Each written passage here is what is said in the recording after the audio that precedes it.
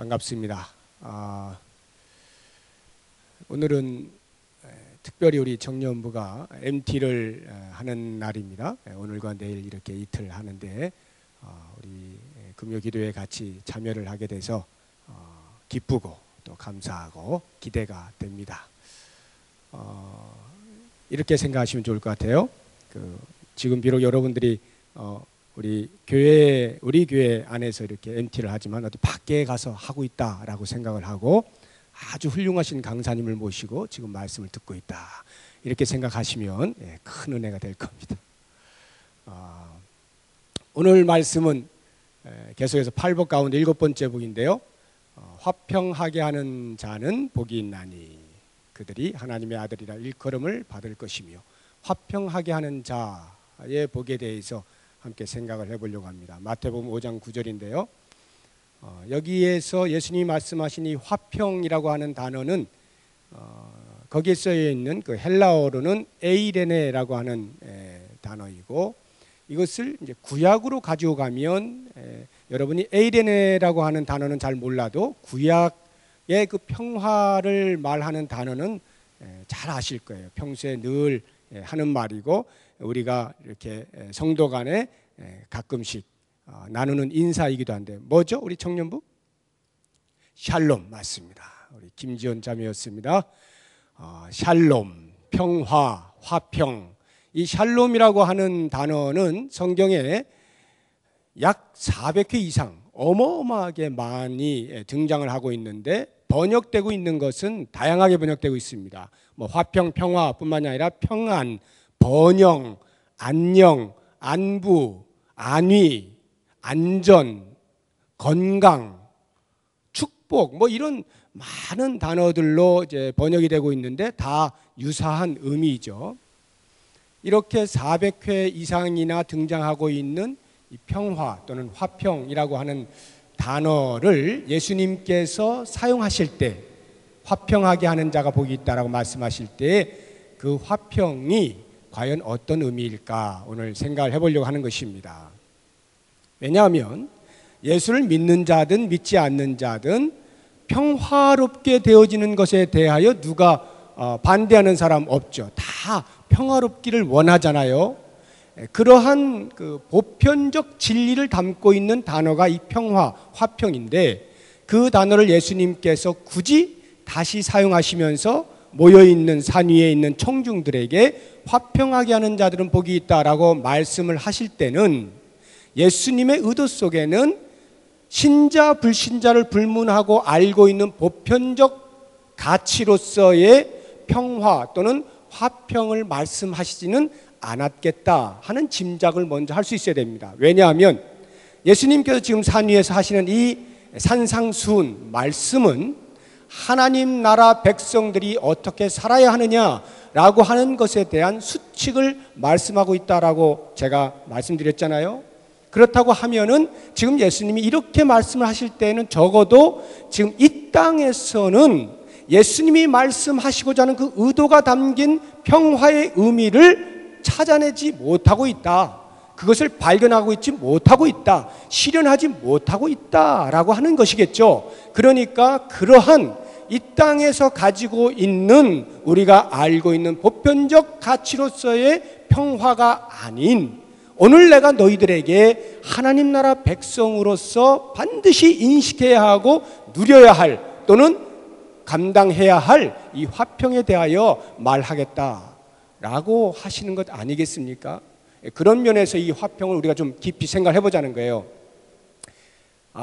이 땅에서의 화평이라고 하면 그러면 어떤 것들인가? 제가 이렇게 표현을 하고 싶은데, 이 땅에도 평화가 있죠. 화평함이 있고 우리의 마음속에도 양심이라고 하는 것이 평화를 누리고자 하는 마음들이 있어요. 그러나 그러한 평화에 대한 추구, 염원은 전부 다 사이비 평화입니다. 사이비가 워낙 좋지 않은 말로 쓰이고 있기 때문에 사이비 평화 조금 이상하게 들리는지 모르겠습니다만, 이 사이비 비슷할 사자에 아닐 비자예요.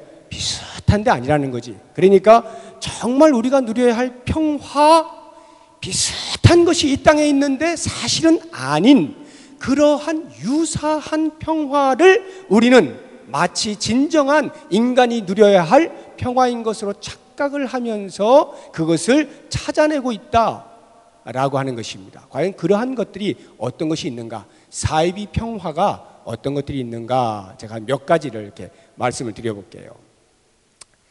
제가 다 이렇게 지어낸 이름들이에요. 껍데기 평화라고 하는 건데, 이 껍데기 평화가 사이비 평화의 한 종류라는 것입니다. 무슨 말이냐면 겉으로는 평화예요. 그런데 사실 그 속으로 들어가 보면 전혀 평화롭지 아니한 것. 껍데기의 평화로 포장을 해놓고 이것이 평화다, 평화다라고 말하는 그런 평화를 쫓고 있다는 것입니다. 이 땅이. 뭐 예를 들어서 쉽게 의사 선생님께서 환자가 왔는데 그 환자를 진찰해 보니까 암덩어리가 퍼져가지고 더 이상 뭐 어떻게 해볼 수가 없어요. 얼마나 곤경에 처합니까?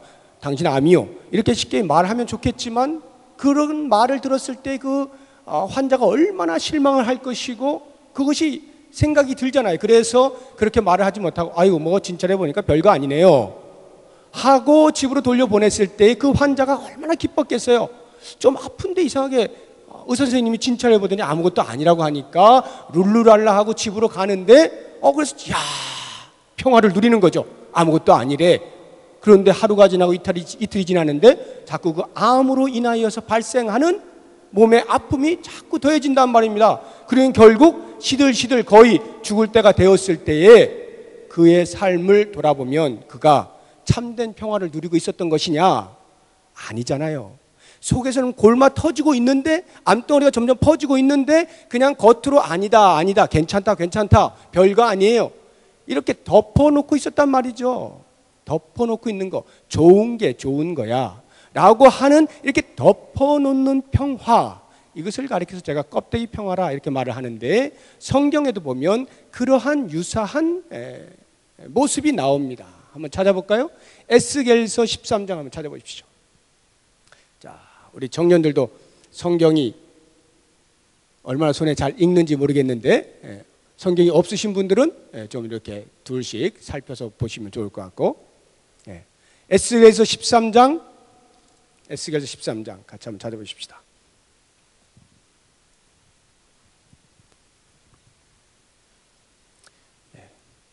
오늘은 우리 청년 수련회 또 부흥회도 있는 겸 약간 말씀이 길어질런지도 모르겠습니다.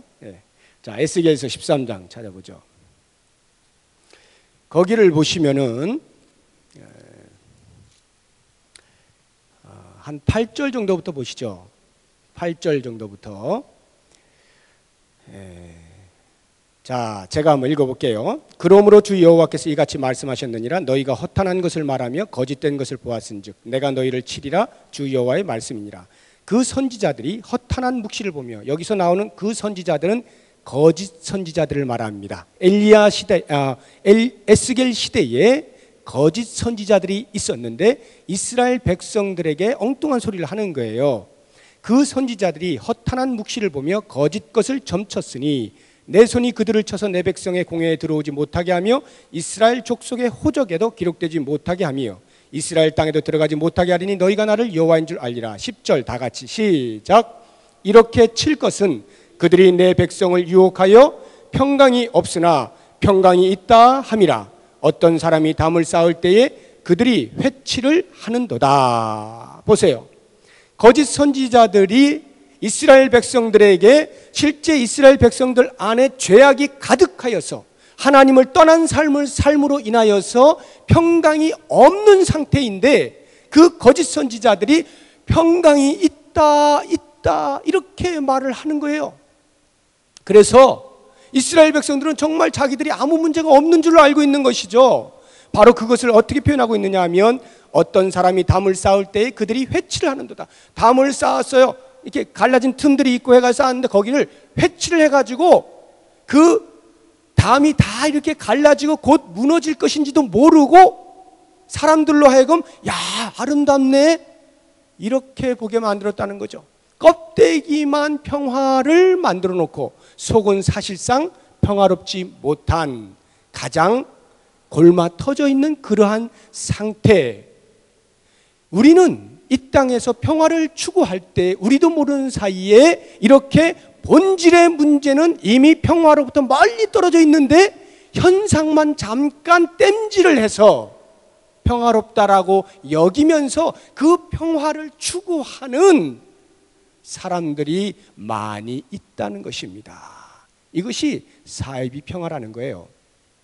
자, 그 다음에 또 평화 비슷한 평화가 아닌 것이 무엇이 있느냐 하면 착각 평화라고 하는 것인데, 착각 평화, 이건 뭘 말하냐면 지금 내가 참 평화롭다라고 하는 그 어떤 그 매개체가, 예를 들어서 돈이라고 생각해 보세요. 물질이 내가 많이 있으면 난 참 평화로울 것이야. 또는 물질이 많이 있는 사람이 난 참 아무 문제 없구나, 정말 행복해, 배를 툭툭 두드리면서, 마치 누가복음 12장에 어떤 한 부자가 밭에 소출이 무지하게 많아가지고 이걸 어떻게 할까, 곡간을 짓고 거기다가 곡식을 차곡차곡 쌓아서 내 평생에 배를 두드리면서 먹고 살아야지, 평화롭다 평화롭다 이러고 있는 사람처럼 물질을 가지고 내가 참 평화롭다고 생각하는 거예요. 그런데 사실은 그 사람에게 참된 평안이 없는데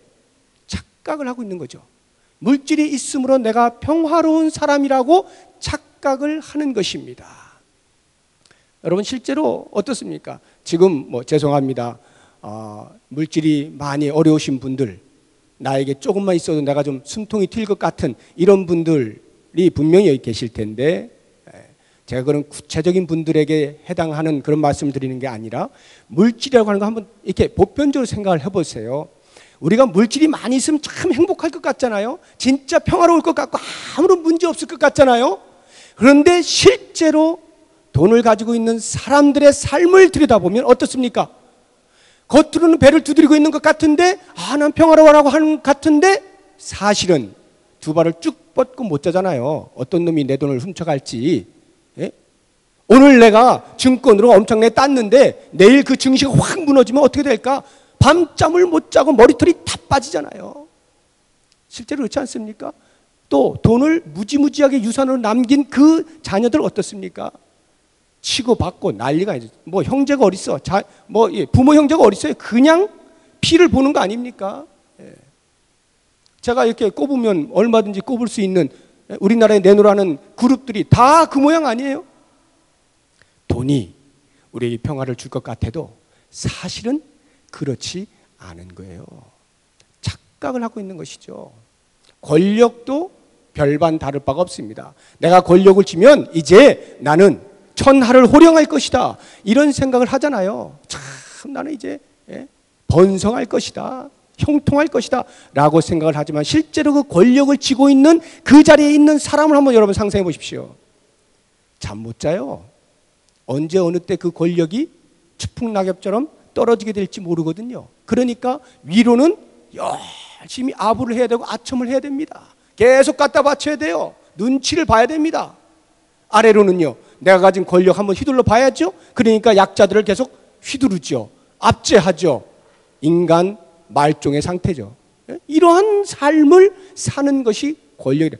권력을 가진 사람이 다 그렇다는 뜻이 아니에요. 오해하지 마십시오. 또 여기 권력자 혹시 계시면 오해하지 마시고, 모두 다 그렇다는 뜻이 아니라 그것이 언제나 우리에게 참 평화를 가져다 주는 매개체가 될 수 없다, 이런 말입니다. 우리 청년들이 좋아하는 인기는 어떻습니까? 인기. 연예인들 좋아하죠? 좋아하는 연예인 요즘 F4 해가지고 꽃남 1순위 이러잖아.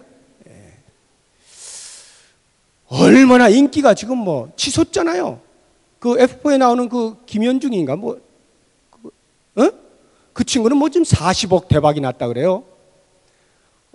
인기가 천정부지로 솟아오릅니다. 여러분, 참 행복할 것 같죠?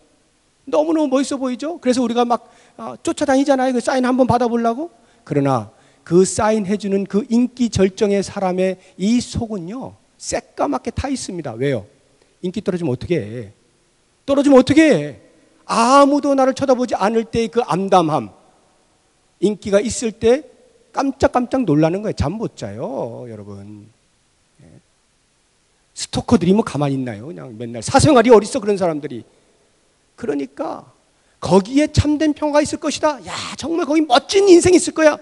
착각하지 마시라 이런 말이에요. 우리들이 이 땅을 살면서 이와 같이 착각 평화를 마치 진짜 참 평화인 것처럼 여기면서 그것을 좇는 사람들이 너무도 많이 있다라고 하는 것입니다. 그런 면에서 이 착각 평화도 역시 사이비 평화죠. 자, 또 있어요. 거짓 평화, 거짓 평화다라고 이제 제가 이름을 붙였는데 이건 뭐냐면 평화스러운 것 같은데 사실은 평화가 아니야. 거짓이야. 그게 무슨 말이냐면 이런 거예요. 우리나라 이제 그 노사를 한번 보십시오. 이 노동자와 이 회사 관계를 이렇게 보시게 되면은 항상 어떤 뭐 데모를 하거나 뭐 이렇게 하면은 이제 처음에는 강경하게 나갔다가 또 이쪽에서 계속 데모 빨간 띠 두르고 뭐 금식하고 이렇게 대들고 하면은 계속 이게 10일, 20일, 30일 오래 가게 되면 어떻게 됩니까? 양쪽이 다 데미지가 크잖아요. 피해가 크잖아요. 그러니까 어떤 일이 벌어져요? 그 사이에서 협상 테이블이 이루어지죠. 양측의 대표들이 나와서 협상 테이블에 앉아가지고 서로 밀고 땡기고 하다가 점점 좁혀가지고 딱 하나의 그 합의점을 찾잖아요. 그러면 그 합의점을 찾을 때까지 이 양측은 심각한 신경전을 벌이면서 어떻게든지 타격을 입혀서 내 말에 굴복하게 만들려고 해오지 않았습니까? 그러니까 피 튀기게 싸웠던 것입니다. 그런데 그 협상 테이블에서 딱 합의점이 찾아지는 순간 어떻게 해요? 양쪽 대표가 카메라 앞에서 딱 손 내밀고 이러죠. 평화롭게 됐다 이거지. 우리가 지금 평화롭게 됐습니다. 하고는 모든 사람이 볼 때에 아주 확 진짜 평화입니까? 진짜 평화예요 그게? 거짓이죠. 왜 거짓입니까? 곧 다시 그런 일이 또 벌어질 거니까요. 우리가 잘 알고 있는 이 땅에서 현존하고 있는 사람으로서 아마 지금 다들 안 돌아가셨죠? 그 과거에 70년대에 미 국무장관을 했던 키신저, 헨리 키신저 아시죠? 아시죠? 헨리 키신저들? 키신저들이 아니죠. 헨리 키신저. 여러분들 아시죠? 네. 이 헨리 키신저가 1971년도에 국무장관이 돼가지고 72년도에 중동 문제를 해결을 합니다. 아주 뛰어난 협상가죠. 73년도에 월남과 월맹군의 전쟁을 가운데서 중재해가지고 결국 평화협정 조약을 맺습니다. 그래서 그 73년도에 월맹군과 월남군의 그 싸움을 잘 말렸다. 평화협정을 잘 이루어냈다라고 해서 그 해에 노벨 평화상을 받습니다. 얼마나 뛰어납니까? 나라와 나라의 분쟁을 잘 해결해가지고 평화롭게 끝마쳐 주었잖아요. 그런데 다 그게 가짜라니까요. 거짓 평화라니까요. 2년 뒤에 월남이 월맹군에 의해서 완전히 초토화되죠. 월남이 다 뿔뿔이 흩어져 지금 망명 국민 아닙니까? 예? 그러니까 잠깐 뭐 되어지는 듯 하지만 사실은 그게 진정한 평화를 가져온 것이 아니라는 거예요. 지금도 마찬가지예요. 오늘날도 여러분 잘 아시는 대로 이스라엘과 팔레스타인이 지금 얼마나 싸우고 있습니까? 로켓포를 쏘면 그냥 위에서 비행기로 공중에서 다 그냥 폭발을 시켜버리잖아요. 이런 일들이 지금 계속 벌어지고 있는데 얼마 전에 우리나라의 유명한 그 반기문 유엔 사무총장이 중동길에 오르면서 평화롭게 해결할 수 있도록 만들어가지고 대서특필 나오지 않았습니까? 우리 반기문 사무총장이 말이야 드디어 일을 해냈다고 하면서 이렇게 평화협정이 된 것이 딱 기사로 나왔잖아요. 그 후로 며칠이 못 돼서 어떤 일이 벌어졌어요? 또다시 총격전이 벌어졌잖아요. 이스라엘과 팔레스타인은요 지금까지 평생에 끊어지지 않고 계속하여 반복해서 휴전했다가 다시 싸웠다 휴전했다가 다시 싸웠다 이러거든요. 그러니까 그런 평화협정을 맺은 그 자체가 영어로 하면 그 네고시에이션을 잘한 그것이 우리가 볼 때는 야 평화롭구나 라고 생각할지 몰라도 사실은 거짓 평화라는 거죠. 참 평화일 수가 없다는 거예요. 반복되어지는 것뿐이다 라고 하는 것입니다. 한 가지만 더 제가 이 땅의 그 사이비 평화를 말씀을 드린다면 위장 평화라고 제가 이렇게 말을 하고 싶은데 위장 평화, 위장되었다. 이건 어떤 종류를 말씀을 드리는 거냐면 이런 겁니다. 만약에 지금 우리나라 상황이 딱 그런데 우리나라 지금 대통령이 예수님을 믿는 장로님 아니에요. 장로님이 대통령이에요. 그러니까 우리도 모르는 사이에 어깨에 힘이 들어가지 않습니까? 왠지 우리나라가 좋아질 것만 같고 왠지 우리나라가 기독교화 되어질 것만 같고 그렇게 기독교화가 되면 평화가 임할 것이라는 생각이 그냥 은연중에 이렇게 생기지 않습니까? 우리나라의 이 수장이 대통령이 우리와 같은 종교를 가진 기독교인이요 장로님이란 말이죠. 그러니까 우리나라 이제 끝내준다 라는 생각이 들어요. 무슨 말을 하려고 하는 거냐면 기독교가 세상을 지배하면 평화가 올 것이다 라고 하는 생각은 위장된 평화입니다. 오해하시면 안 돼요. 그것을 영어로 기독교 국가를 영어로 크리스텐덤이라고 이렇게 말을 해요. 크리스텐덤. 그리스도인들로 넘쳐나는 산무더기 온통 예수 믿는 사람들이에요. 우리나라가 가는 곳곳마다 예수 믿는 사람들이에요. 그러면 평화가 올 것이다 라고 하는 생각을 하시죠. 그러나 그렇지 않다는 거예요. 유감스럽게도 우리 그리스도인들이 가장 위험에 빠지기 쉬운 것이 바로 이것인데 이 위장평화. 기독교가 가장 꽃피었던 때에 가장 부패한 역사적 시대가 언제였습니까? 중세잖아요. 거기에 감히 누가 대들었어요? 중세 시대에는 나라의 황제도 교회의 교황, 그 당시 교황이라 했어요. 지금 가톨릭의 교황처럼 교황 앞에 무릎을 꿇었어요. 황제가. 그래서 교황이 황제 임명식도 하고 하던 때입니다. 그 정도의 권력을 지녔던 그 중세 시대 가장 기독교화 되어졌던 바로 그 크리스텐덤 시대에 가장 이 땅에서 지워버리고 싶은 기독교 역사에 지워버리고 싶은 가장 부패했던 시대가 아닙니까? 그러니까 예수 믿는 사람들로 보글보글거리면 우리나라가 기독교 국가가 되면 우리나라를 통치하는 사람이 예수 믿는 사람이라면 이 땅에 참 평화가 올 것이다 라고 하는 것은 위장된 평화다 라고 하는 것입니다. 제가 지금 무엇을 말씀드리냐면 이 땅에 있는 평화라고 하는 것, 우리가 추구하고 염원하고 어떻게 해서든지 평화를 만들어내고자 하는 애쓰는 그 모든 평화들은 다 사입이라는 거예요. 진정한 평화가 아니라 평화같이 보이는 그러나 아닌 사입이 평화들이다 라고 하는 것입니다. 바로 이러하기에 이러한 평화가 난무하고 있는 이 세상이기에 예수님께서 하나님 나라에서의 평화라고 하는 것이 과연 무엇이냐라고 하는 것을 그들에게 다시 알려주는 거예요. 큰 충격이죠. 예수님께서 화평하게 하는 자가 복이 있다라고 말씀하실 때 그 화평이라고 하는 것이 과연 어떠한 것이냐라고 하는 것을 우리는 지금부터 다시 한번 깊이 생각을 해야 하는 것입니다. 그렇다고 하면 여러분, 왜 이 땅은 그 사이비 평화를 좇게 되어질까요? 왜 그 사이비 평화를 진정한 평화인 것처럼 착각을 하면서 또는 진정한 평화로 인식을 하면서 살 수밖에 없을까요? 그 이유는 딱 한 가지입니다. 진정한 평화, 참 평화가 어디에서 오는지 모르는 거예요. 진정한 평화, 참 평화의 근원지가 어딘지를 모르는 것입니다. 참 평화가 뭔지를 모르기 때문에 그러한 사이비를 쫓아 다니게 되는 것입니다. 그렇다고 하면 여러분이 생각할 때 참 평화는 어디에서 옵니까? 성경은 우리에게 정확하게 이야기해 줍니다. 참 평화는 하나님께로부터 온다 이렇게 말씀하십니다.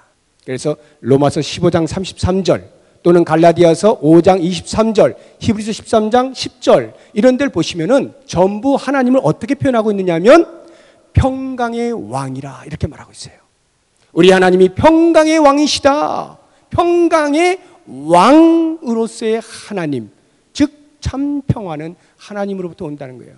뿐만 아니라 이사야서 45장 7절에 보면은 이렇게 하나님께서 말씀하십니다. 나는 빛, 이런 빛도 짓고 어두움도 창조하며 나는 평안도 짓고 환난도 창조하며, 이렇게 나와요. 평안을 지으시는 하나님. 그러니까 그 평안이 어디서 보는 거예요? 하나님께로부터. 평안의 출처는 하나님인 거예요.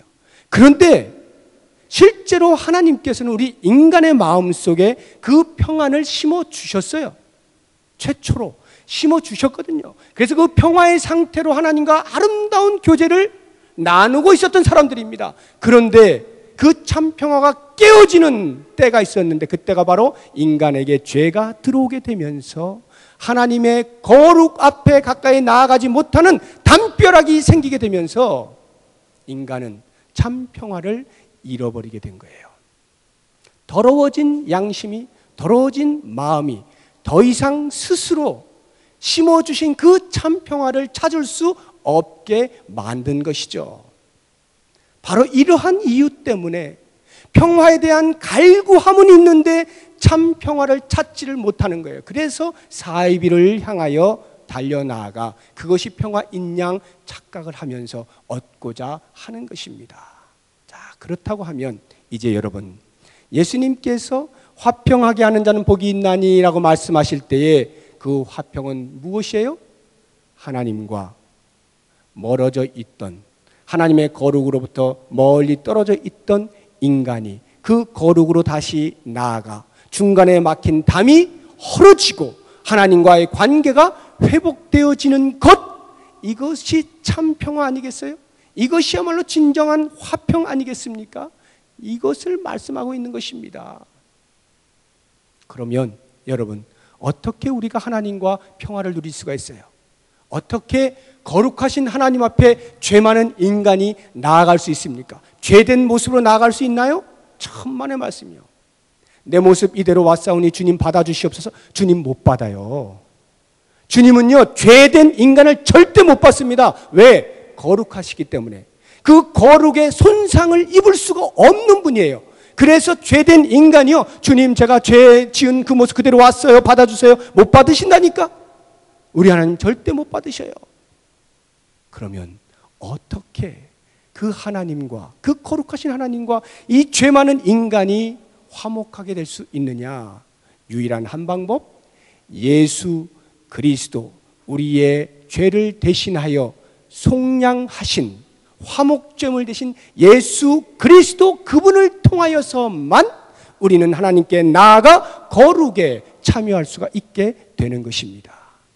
하나님과 인간은 오직 한 가지 방법, 그리스도를 통하여서만 화목해 돼요. 화평케 되는 것입니다. 바로 이 놀라운 사실을 깨닫고 그리스도를 나의 구세주라 고백하고 하나님 앞에 나와 있는 자가 바로 저고 여러분인 거예요. 그렇게 볼 때 예수님께서 화평하게 하는 자는 복이 있다라고 말씀하신 것은 우리들을 향하여서 어떠한 의미를 던져주고 있는 것일까요? 하나님과 화평하게 된다라고 하는 이 하나님 앞에서의 정체성과, 그리고 그 정체성을 가진 사람이 하나님으로부터 받는 사명이 무엇이냐라고 하는 것을 알려주시는 것입니다. 즉, 얘들아, 거기 모여있는 청중들에게 예수님이 말씀하시는 거예요. 얘들아, 너희들이 지금 나를 쫓고 있지 아니하느냐? 나를 통하여서 거룩하신 하나님을 만나 배웠고 그 하나님과 화평하게 된 자가 아니냐?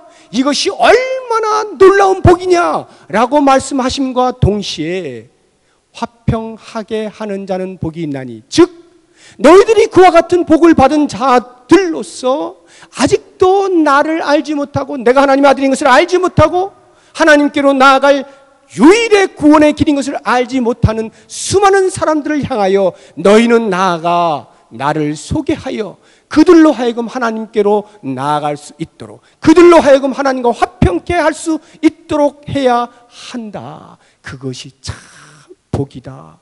이렇게 말씀하시는 거예요. 그것을 오늘 우리의 심령 가운데 한번 들어보세요.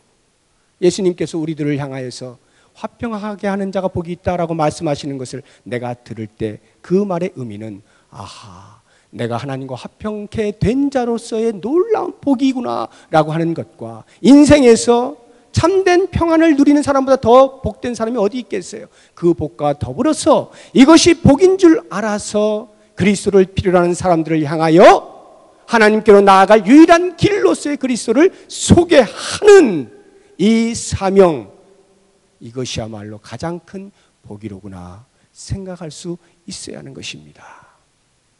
사랑하는 여러분, 여러분들은 정말 예수 그리스도를 나의 구세주로 고백하십니까? 그래서 그 예수님 때문에 내가 하나님과 화목하게 된 것에 대한 기쁨이 있습니까? 그렇다고 하면 우리들에게 주어져 있는 이 화목의 직책, 화평케 하는 이 직책, 이것을 소홀히 여기면 안 됩니다. 나만 하나님과 화목하게 되면 다 끝난 게 아니에요. 화목하게 하는 자, 화평하게 하는 자, 그 사람이 복된 것입니다. 이런 복된 인생을 사실 수 있기를 바랍니다. 이제 거기서 한 걸음만 더 나아가서 이것을 생각해 보십시다. 자, 그러면 위로 하나님과만 화목하게 되면 다 끝나는 것이냐? 위로 하나님과 화평하게 하는 것만 잘 감당하면 끝나는 것이냐?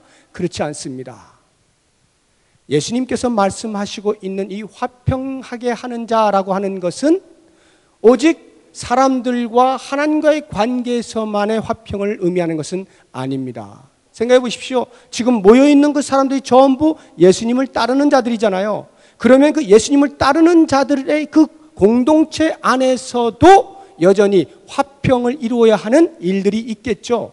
그것에 대하여 그들에게 말하고 있는 것입니다. 다시 말하면 위로 하나님과 화평할 뿐만 아니라 옆으로 사람과 사람 사이에 또는 사람과 환경 사이에 화평을 이루어내는 역할을 감당해야 하는 것입니다. 그럼 내가 그 역할을 감당하기 위해서는 어떠한 자가 먼저 되어야 되느냐? 그것은 그리스도와의 연합의 삶을 통하여 내 일상의 삶에서 화평을 체험할 수 있을 때에 비로소 옆 사람에게도 화평을 말할 수가 있겠죠. 내가 그리스도로 더불어서 하나님과의 법적인 화평의 관계를 가진 사람이지만 일상의 삶에서 그런 화평을 실제로 경험하지 못하고 누리지 못한다면 어떻게 내가 다른 사람에게 가가지고 화평하세요, 평화로우세요 말을 할 수 있겠냐고요. 못하잖아요. 그러니까 내가 먼저 그 주님으로 인하여 내 안에 들어와서 연합하시는 은혜를 좇아서 평화의 상태를 경험할 수 있어야 되는 거예요. 평상시에. 그럴 때에 비로소 나는 내가 가는 곳에서 피스메이커가 될 수가 있는 것입니다. 그렇다고 하면 여러분 생각해 보세요. 어떻게 피스메이커가 될 수 있을 것인가? 이 신앙 공동체 안에서도 여전히 우리가 다 법적으로는 하나님과 화평케 된 자들이지만 아직도 옛자가 완전히 버려지지 아니함으로 우리 안에 분열이 있을 수 있잖아요. 다툼이 있을 수 있잖아요. 일치를 거스르는 행위들이 있을 수 있잖아요. 미워하는 마음들이 있을 수 있잖아요. 의심하는 마음도 있을 수 있잖아요.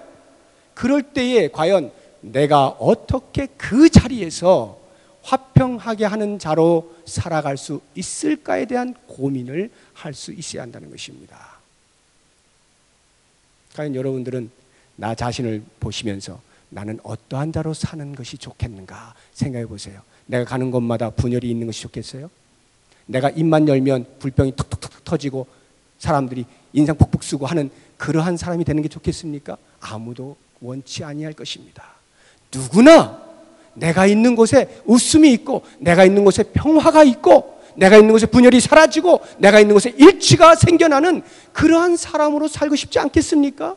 이 열망이 있다면 사랑하는 여러분, 먼저 내가 깊이 내 생활 속에서 그리스도의 연합을 통한 평화를 맛보십시오. 마치 예수님께서 빌라도와 헤롯 앞에서도 그 엄청난 외부로부터의 압력에도 불구하고 곧 십자가에 못 박혀 죽어야 하는 엄청난 고통이 눈앞에 있음에도 불구하고 평정심을 잃지 아니하고 고요히 그가 묻는 말대로 네가 생각하는 그가 바로 나다, 평정심을 갖고 있던 예수님처럼 우리가 일상의 삶에서 아무리 밖에서 많은 일들이 일어나고 나를 향하여 여러 가지 많은 돌들이 던져진다 할지라도 그러한 것들을 다 스폰지처럼 이렇게 쑥 받아먹는 거예요. 큰 바다에 아무리 돌들을 많이 던져도 표면상에서는 잠깐 첨벙 하지만 그 깊은 속에서는 요동도 하지 않잖아요. 끄떡하지 않잖아요. 가만히 있잖아요. 이런 큰 바다, 이게 평화의 상태거든요. 이러한 상태의 삶을 내가 일상에서 살아주어야 하는 것입니다. 연습하십시오. 훈련하십시오. 그 삶을 위해 끊임없이 기도하십시오. 하나님, 저에게 평화의 사람으로 경험케 하여 주옵소서. 그리스도의 연합을 통하여서 계속하여 평화의 삶을 맛보게 하여 주옵소서. 그리고는 그러한 삶을 통하여 내가 가는 곳마다 두 사람이 모였으면 두 사람이 모여있는 대로, 10사람이 모였으면 10사람이 모여있는 대로 누군가가 평화를 깨뜨리려고 할 때에 내가 그 평화를 심어주는 것입니다. 어떻게 해요? 힘으로? 눌러서? 너 엄마 왜 그래? 이렇게? 아니죠. 예수님께서 보여주신 것처럼 조용히 섬김으로, 조용히 기다리심으로 다른 사람을 이해하고 배려하고 격려하는 중에 그 사람이 아하, 나를 보고 이것이 평화로구나, 이것이 진정한 화평된 자의 삶의 모습이로구나 보면서 깨달으면서 내가 왜 그 삶을 살지 못했던가 돌이키고 그렇게 본받을 수 있도록 섬기는 자리에서 화평을 이루어내는 것, 이것이야말로 예수님께서 하나님 나라의 백성된 자들에게 요청하시고 계시는 화평하게 하는 자의 복입니다. 그 복의 내용이 무엇입니까? 하나님의 아들이라 일컬음을 받을 것이며, 하나님의 아들이라 일컬음을 받을 것이며. 무슨 말이에요? 하나님의 아들 됨뿐만 아니라 하나님의 아들 다음에 대한 인정이 있다는 것이에요. 그렇게 화평을 추구하게 될 때, 화평을 만들어낼 때, 피스메이커가 될 때 드디어 하나님께서는 그래, 너야말로 정말 내 아들답다, 내 딸답다, 다운 삶 인정을 받게 된다는 것이에요. 정말 예수님처럼 되기를 원하십니까? 정말 예수님을 닮는 삶을 살기 원하십니까? 그 무엇보다 화평을 주십시오. 화평을 만들어내십시오. 내가 있는 곳에 분열이 사라지도록 하십시오. 그렇다면 하나님으로부터 하나님의 아들됨의 인정을 받게 될 것입니다. 사랑하는 우리 모든 성도들이 이와 같이 하나님의 아들다운 삶을 화평으로 증명하며 사실 수 있기를 주의 이름으로 축원합니다. 기도하겠습니다.